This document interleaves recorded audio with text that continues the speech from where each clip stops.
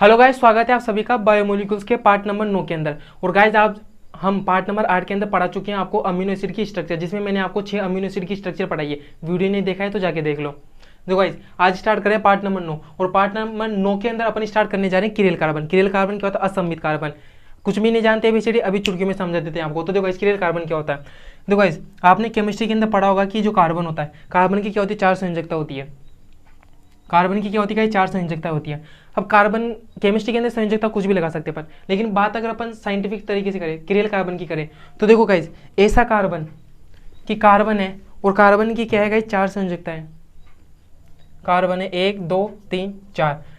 तो अपन असममित कार्बनों से बोलेंगे कि ये चारों संयोजकता अलग अलग हो। जैसे इसकी एक संयोजकता ए है, इसकी एक संयोजकता बी है, इसकी एक संयोजकता सी है और इसकी एक संयोजकता डी है। यानी कि ऐसा कार्बन जिसकी चारों संयोजकताएं अलग अलग हो। यानी कि अलग अलग का अर्थ क्या होता है? इनके अंदर आपस में कोई भी रिलेशन नहीं होना चाहिए। इनका आपस में कोई भी रिलेशन नहीं होना चाहिए, यानी कि सेम सेम नहीं होनी चाहिए, यानी कि भाई बहन नहीं होनी चाहिए। अगर मैं आपको देसी भाषा में समझाऊं तो देखो गाइज, चारों संयोजकताएं अलग अलग होनी चाहिए, तो उसे क्या बोलते हैं? किरेल कार्बन बोलते हैं। अगर एक भी सेम आ गई, चारों में से कोई भी एक भी सेम आ गया, तो उसे किरेल कार्बन नहीं बोल सकते अपन। समझ में गए? तो देखो, किरेल कार्बन क्या होता है? ऐसा कार्बन जिसकी चारों संयोजकताएं क्या होती है? भिन्न होनी चाहिए। तो किरेल कार्बन क्या होता है? ऐसा कार्बन जिसकी चारों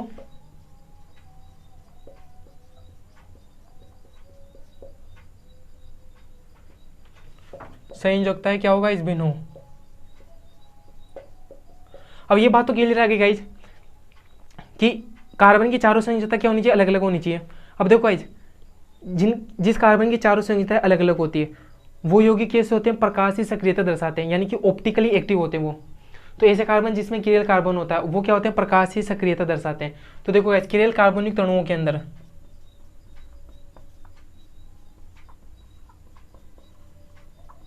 किरेल कार्बन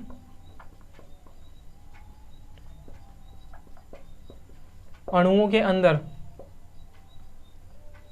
क्या देखी जाती है? इस प्रकाशीय सक्रियता देखी जाती है।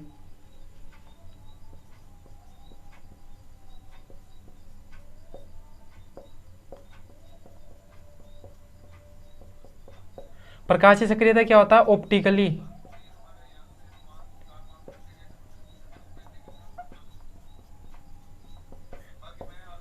प्रकाशीय सक्रियता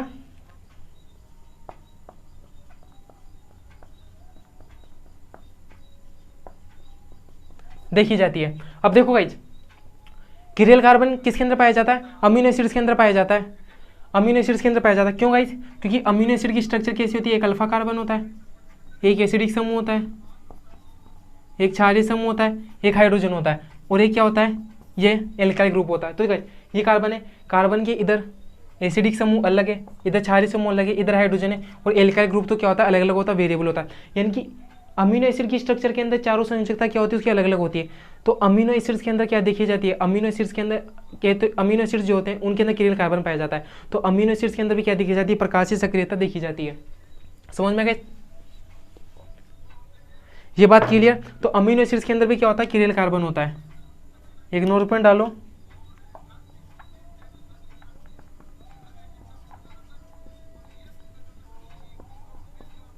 अमीनो एसिड्स के अंदर किरेल कार्बन पाया जाता है।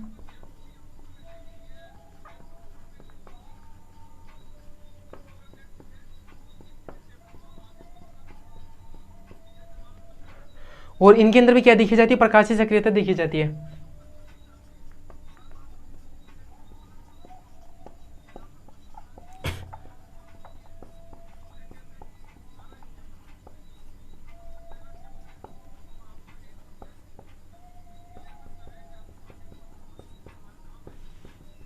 बात क्लियर? अगर आप इसकी स्ट्रक्चर लिखना चाहते हो तो गाइस मैं स्ट्रक्चर लिख देता हूँ। एक अल्फा कार्बन होता है, एक COOH होता है, एक NH2 हो जाता है, एक हाइड्रोजन आ जाता है, और एल्काइल ग्रुप आ जाता है। इसकी स्ट्रक्चर हो जाती है। तो किरेल कार्बन वेरी सिंपल कि जिसकी चारों संयोजकताएं अलग अलग होती है, और किरेल कार्बनिक अणुओं के अंदर प्रकाशीय सक्रियता देखी जाती है। अब गाइज आप पहले इसका स्क्रीनशॉट ले लो, आप इसका स्क्रीनशॉट ले लो अच्छे से। अब देखो गाइज, आपने इसका स्क्रीनशॉट ले लिया। अब इसके अंदर मैं आपको क्या बताता हूँ? एक एक्सेप्शन बताता हूँ। हाँ गाइज, आपके मन के अंदर जो एक सवाल उठ रहा है ना गाइज, मैं उसी के ऊपर आ रहा हूँ। आप सोच रहे होंगे गाइज कि जो ग्लाइसिन होता है उसके अंदर तो ऐसा पाया ही नहीं जाता। तो ग्लाइसिन जो होता है ना वो क्या इसका अपवाद है। तो गाइस अब हम बात करते हैं अपवाद की।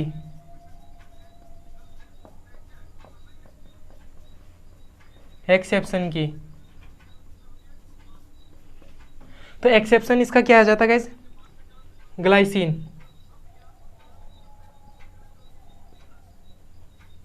क्योंकि ग्लाइसिन के अंदर किरेल कार्बन क्या होता है, एब्सेंट होता है। ग्लाइसिन के अंदर क्या होता है,